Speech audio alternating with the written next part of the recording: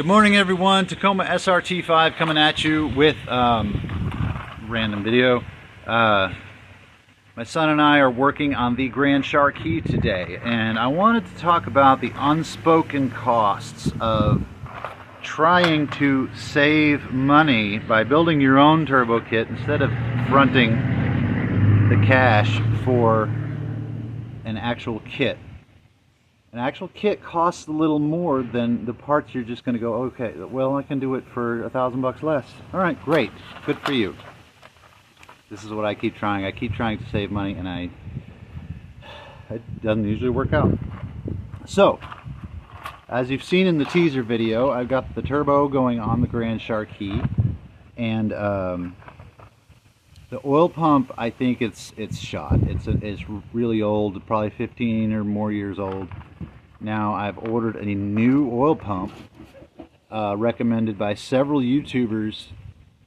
Amera something. I've already made a video on that. It's a black oil pump from Amazon. It was like 75, 80 bucks, whatever it was. Are you being silly? Are you gonna beat me with that? So here's the score. Instead of making a bracket or doing this or doing that, I've got a flat part of my frame that I can just drill holes in. Great, but I can't get to the inside of that part of the frame to put a nut and bolt behind it. So we have a riv nut tool. Now if you're trying to stay on a budget like me, you don't want to spend $100 on a riv nut tool kit that you're only going to use once in a while. So here we go. Individual piece, right? It has one riv nut that it comes with. It doesn't come with 4, and then this comes with 6. So now I have 7 riv nuts instead of 8. It could come with 2, so you could bolt something onto your frame, whatever.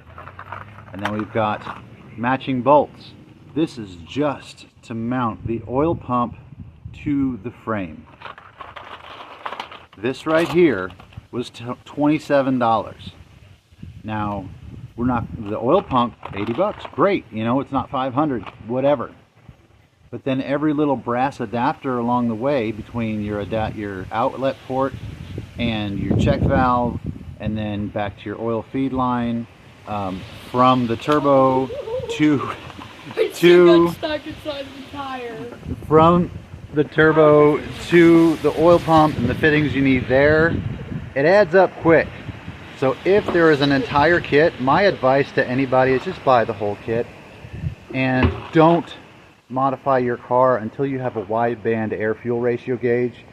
This will tell you if you're running rich, if you're running lean, give you some idea as to what's going on with your engine. And if it's wideband and quick responding, it's going to give you a pretty accurate idea of what's going on with your engine. Every single tuner uses one. Whether they mount one or whether they've got one in the computer that they're scanning and tuning your car with, get yourself a wideband. That should be your first mod. And at wide open throttle, figure out what your air-fuel ratio is. And then, if you want to boost, add boosts little by little to know that you're not running lean. Running lean will damage your engine. But yeah, this is just a quick mention of the